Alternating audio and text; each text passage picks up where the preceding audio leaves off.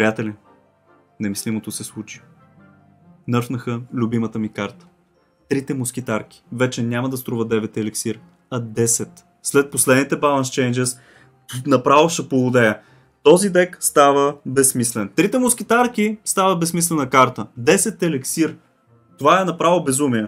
Първо, от последните 3 месеца, 4 айде, нърфнаха целия ми дек почти. Помпичката няма да се появява като първа карта. Окей, преживях го. Какво беше после? Не майнера, не знам си какво пак, другия дек нещо пипнаха, както и да е. И сега последният удар върху това, което преживявам. Трите ми мускитарки вече няма да струват 9 еликсир.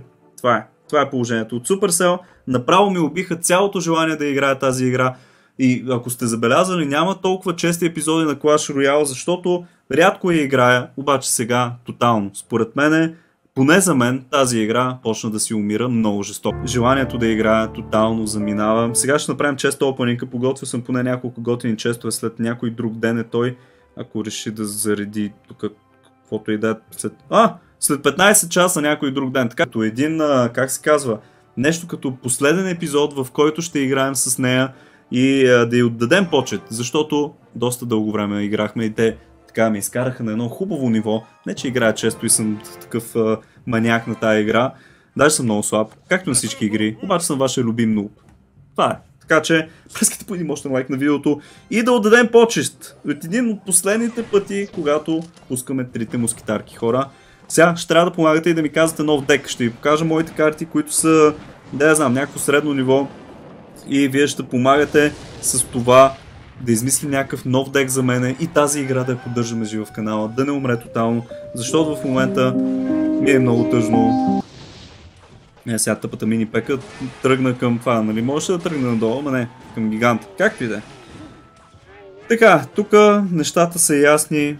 Имаме Рокет, ще трябва да сплитваме мускитарките или да играем помпичката, която беше 5 еликсир по едно време. Стана 6 еликсир. После махнах от първата ръка. Сега мускитар... Направо не знам какво си мисля. Както и да. Както и да е. Ще наблюдавате малко битки абсолютно на живо. Аз ги мраза, но отдайте почет към мускитарките, към тази велика карта, която е тотално вече убита. Както и да е. На живо битките са ми, знаете... Ще да някакво скарми нещо, ако има да го бутне. Поне да ударим барем малко демидж да направим на кулата. Така. Нищо не е загубено все още тази битка и редовно ми се случва да ми вземат по една такова, после да ги обърна. Но... Едни барберенки, вижте какво се случва тук, между другото много ме нападна. Много ме нападна и аз нямам някакви хубави контри. Лошо, имаме и електро. Направо работата е на зле, бе, хора. Работата отиде много на зле. Електро за да ще ми бутне кулата. Какво се случи? Първата игра изобщо я дадахме и така. Без да, между другото, дека не е от най-подходящите тук за този челендж. Сега взимаме една кула, една загуба първата, но аз си мислих, че ще е драфт, между другото, да съм честен. За жалост не съм гледал никакви клипове. Може би ето този или този ще са по-подходящи. Не, махаме помпата, тя няма да ми е нужна. Хайде да пробваме с този дек да видим каква ще е ситуацията. Надявам се. Губим левелата. Вижте какво се случва, защото така става. Той продължава атаката, горе изобщо не забелязва моята пека, която сега ще, всъщност мускитарката ще му бутне кулата. Приятел от атака беше се впуснал в атака и беше сервиран. Направо ти сервирах сники отзад, както и да е. Така, 2000 взимам от тук и отиваме нататък, борим се за 5 епик карти. Дека е направо доста добър за сега. Жалко, че не направих този челендж по-рано да ви го покажа. Видяхте ли аз като го скивах, като ми играха срещу мен, казах, това е дека.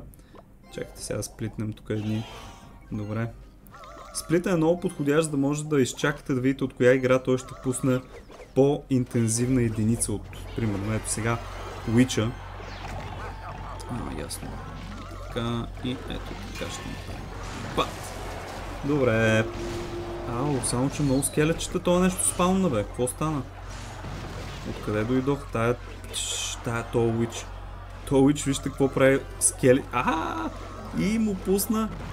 Браво, бе. Добре, интересно решение, тук ще имам проблем. Даже и епик нямаше. 100 джема е следващото влизане. Малко сте нахални Supercell, съжалявам. Bluetooth. Отделно си има USB порт и слот за TF карта. Винаги Става сте дори да си пуснете през имали флашка някои от неделните ни топ класации или филмче, ако сте си свалили, субтитрите също вървят. Една много готина функция, свързана с караокето, е така нареченото премахване на вокалите от песни, които са пускани от USB или от картата памет. Отново, препоръчвам да си сваляте инструменталите, но ако не са ви налични, и тази функция Track ще свърши работа.